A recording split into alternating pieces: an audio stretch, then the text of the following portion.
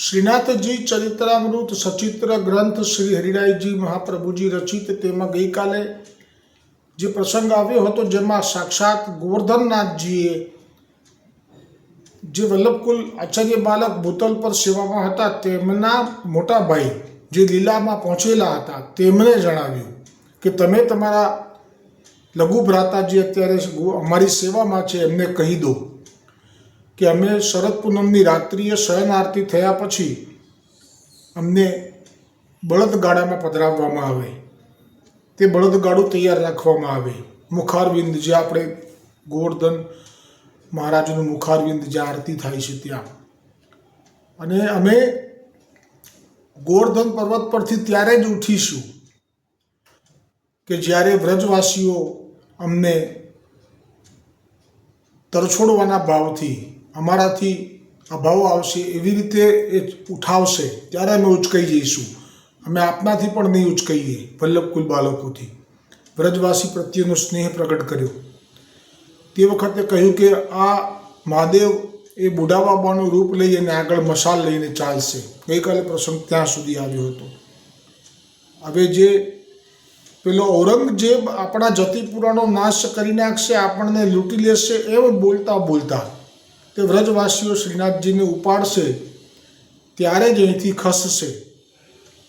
વળી હે ગોવિંદજી, રથમાં બિરાજ્યા પછી રથ કઈ દિશામાં લઈ જવો? કેમ કે આપ મેવાડ જઈ રહ્યા છે એ તો આપનું અજબકુંવરબાઈનું જે વચન છે એ અત્યારે કોઈને સ્મૃતિ નથી, એટલે આપ રથમાં બિરાજવાની જ આજ્ઞા કરે છે, બિરાજાવડાવવાની. પછી એ રથને ક્યાં લઈ જવાનો છે એનું અગાઉથી કશું જ આપ સૂચન નથી કરતા. ડગલે પગલે નવો રોમાંચ, નવો અનુભવ થશે.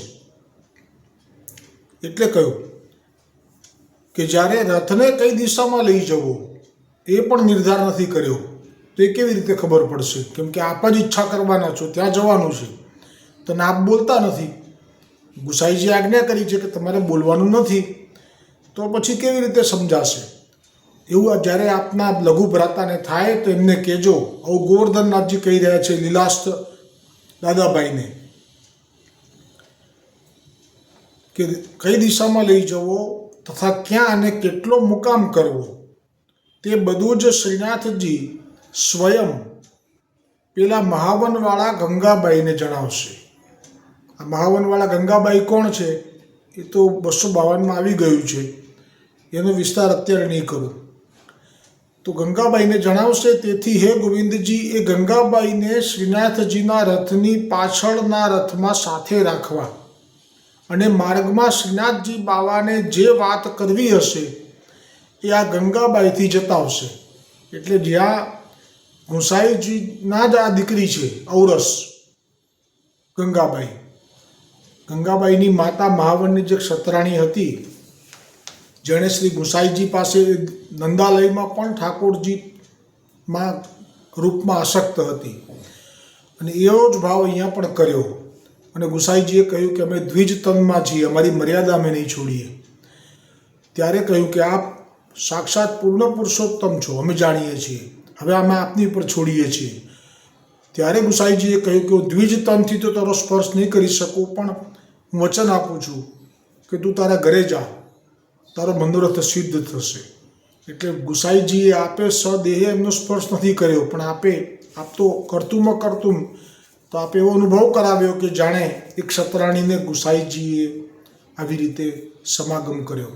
અને પછી જે ગર્ભવતી થઈ અને પછી જે દીકરી પ્રગટ થઈ એ ગંગાબાઈ, એનું વિસ્તારથી વર્ણન 252માં આવે છે. અને આ ગંગાબાઈ સાથે ગોવર્ધનનાથજીને કેટલો પ્રેમ હશે, કેમ કે સાક્ષાત ગુસાઈજીથી પ્રગટ થયેલા છે અને એમની સાથે વાત કરે છે. ત્યાં પછી મર્યાદા ગુસાઈજીની આજ્ઞા આપે જોઈ નથી. અને આ જે સ્વપ્નમાં આજ્ઞા કરી છે સાક્ષાત શ્રી ગોવર્ધનનાથજીએ કરી છે. એ જે એમના મોટાભાઈ દાદાભાઈ જે લીલાસ્થ હતા તેમને, અને જ્યાં સ્વપ્ન પૂરું થયું, જે આપે બધું પછી ગોવિંદજીને કહ્યું આપના દાદાભાઈએ કે આવી રીતે મને ગોવર્ધનનાથજીએ આજ્ઞા કરી દીધી છે. હવે ગોવિંદજીની ચિંતા સમાપ્ત થઈ ગઈ અને પ્રસન્ન ચિત્તે પ્રભુના સ્થળાંતરની કવાયત શરૂ થઈ. જે દિવસે પ્રભુએ વિજય કરવા માટે નિર્ધારિત કરેલો તે દિવસ આવી ગયો. તે દિવસ હતો શરદ પૂનમની રાત્રિ. પ્રભુના શયન આરતીની તૈયારી કરવામાં આવી છે. તે પહેલાં જ ગિરિરાજ ગોવર્ધનની તલેટીમાં નીચે દંડવતી શિલા પાસે એક રથ તૈયાર કરવામાં આવ્યો છે અને જ્યાં ગોવિંદજી અને અન્ય લાલનશ્રી પ્રભુને શયન આરતી કરી પછી પ્રભુને પધરાવવા માટે ગર્ભગૃહમાંથી સ્વયં ઉપાડવા લાગ્યા. કેમ કે આજ્ઞા કરી હતી કે અમને રથમાં પધરાવવા, પણ સાથે આજ્ઞામાં એવું પણ કહ્યું હતું કે વ્રજવાસી અમને ઉપાડશે તો જ અમે ઉચકાઈશું, અન્યથા નહીં. પણ એ ભૂલી ગયા. એટલે એ સ્વયં જ્યારે ઠાકોરજીએ આજ્ઞા કરી જ છે તો પછી એમ કરીને જ્યાં ઉપાડવા ગયા, પરંતુ ગોવર્ધનનાથજી તલભાર પણ ન ખસ્યા. ત્યારે સૌ નિરાશ પણ થઈ ગયા કે હવે શું થશે? આપણે તો તૈયારી કરી લીધી છે, રથ નીચે તૈયાર છે અને આપ તો અહીંયાથી તલભાર પણ ખસવા માટે તૈયાર નથી. ત્યાં તો ગોવિંદજીને સ્વપ્નમાં જે આજ્ઞા થઈ હતી તેનું સ્મરણ થઈ ગયું.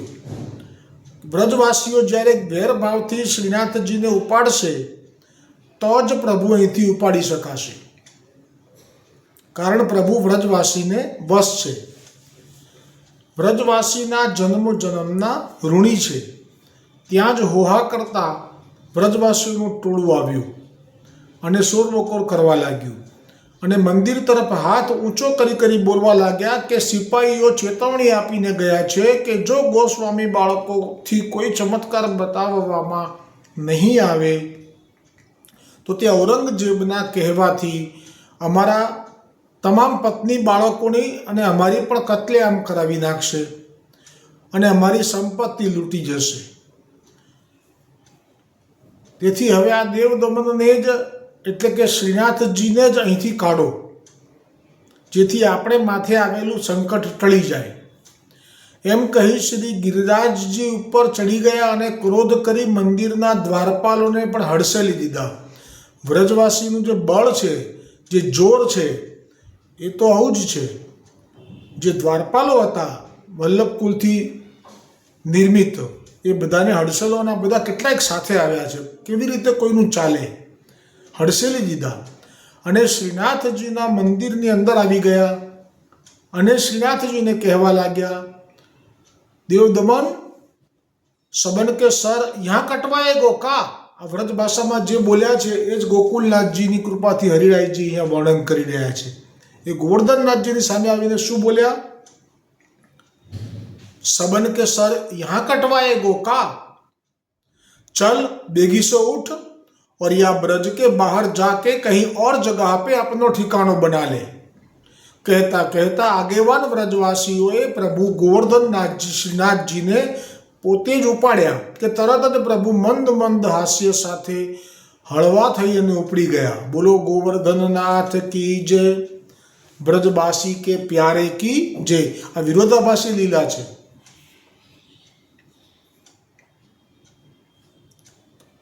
નીચે ધીરે ધીરે દંડવતી શિલા પાસે બે બળદ જોડેલો રથ તૈયાર જ હતો, તેમાં પધરાવવામાં આવ્યા.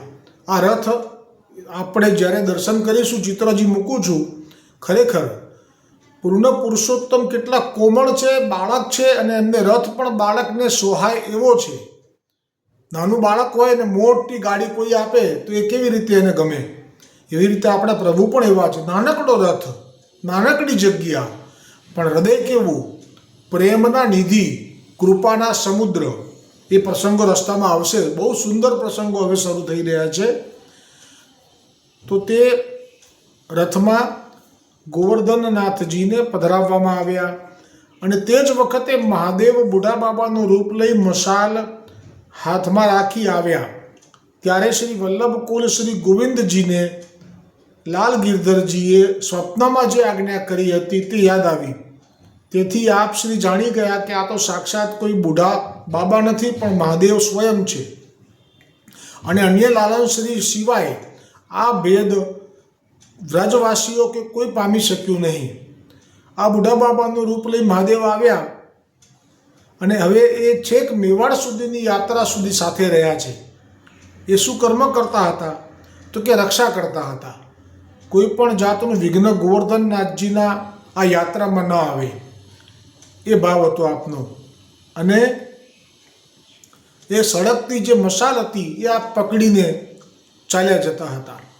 જ્યાં અંધારું થઈ જાય, માર્ગમાં અંધારું થાય અને જ્યાં વિશ્રામ કરવો પડે, ત્યાં કંઈ સગવડ ના હોય લાઇટની, તો ત્યાં શ્રીનાથજીને જ્યારે શ્રમ ભોગ આવે, રાજભોગ અને પેલો એના સિવાયનો શ્રમ ભોગ આવે, ત્યારે મહાદેવ આપ એ મસાલાનું અજવાળું રાખી અને આપને આરોગાવતા. અને તે વખતે આપ કોઈ વચ્ચે ટેરો ન થતો, આપને હાથમાં મસાલ હતી એટલે આપણે ત્યાં ઊભા રહેવા માટેની આજ્ઞા રહેતી. જાણે છે ગોવિંદજી ક્યાં મહાદેવ છે અને ઠાકોરજીને પ્રિય છે, એટલે એમને મસાલ હાથમાં રાખીને ઊભા રહેવાનું થતું. અને ઠાકોરજી એ અજવાળામાં જે આરોગતા શ્રમ ભોગ, ત્યારે મહાદેવજી તે દર્શન નિરખતા રહેતા.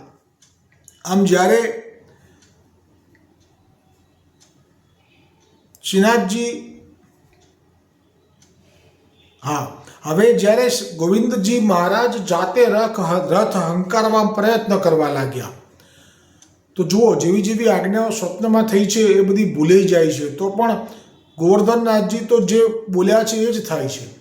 જેવી રીતે જાતે ઉઠાવવા ગયા પણ ન ઉઠ્યા અને પછી યાદ આવ્યું કે ના, આ તો વ્રજવાસીઓથી, એવી રીતે અત્યારે પણ એમ થયું કે ચલો હવે ઝડપથી નીકળી જઈએ, તો એ પણ ભૂલાઈ ગયું કે ગંગાબાઈ એમનો રથ પાછળ રાખવો અને ગંગાબાઈને સાથે જે વાત કરશે અને ગંગાબાઈને જ કહેશે કે ક્યાં જવાનું છે, એ બધું ભૂલાઈ ગયું.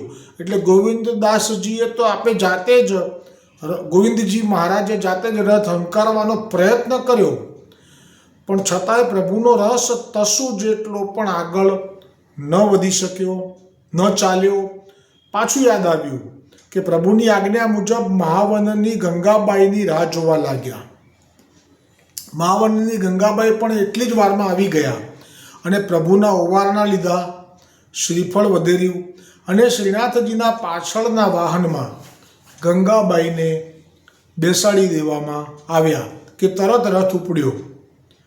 ત્યારે સૌથી આગળ મશાલ હાથમાં રાખેલ બુઢા બાબાના વેશમાં શિવજી ચાલી રહ્યા છે. તેમની પાછળ થોડાક વ્રજવાસી સેવકો ચાલી રહ્યા છે. તેમની પાછળ ગોવિંદજી અને ગોવિંદજીની પાછળ શ્રીનાથજી બાવાનો રથ ચાલી રહ્યો છે. રથની બંને બાજુ શ્રી બાલકૃષ્ણજી અને શ્રી વલ્લભજી ચાલી રહ્યા છે. આ દર્શન કરાવે છે આપણને સાક્ષાત ગોકુલનાથજીના કૃપાપાત્ર હરિરાયજી તથા અન્ય પરિવાર છે. રથની પાછળ ગંગાબાઈનું વાહન છે. તેમની પાછળ સામગ્રી ભરેલા ગાડા છે. તેમની પાછળ મંદિરનો વહીવટી જે ગણ છે, સેવક, તે છે. તેમની પાછળ શ્રીનાથજીની ગૌશાળાની ગાયો છે અને વાછરડા છે. તેમની સાથે ગ્વાલો ચાલી રહ્યા છે, ગ્વાલો. આ પ્રસંગ અહીંયા અધૂરો રહેશે. આગળનો પ્રસંગ હવે આવતીકાલે આવશે. શ્રીનાથજી ચરિત્રામૃત કી જય હો, ગોવર્ધનનાથ કી જય હો, હરિરાયજી મહાપ્રભુજી કી જય હો.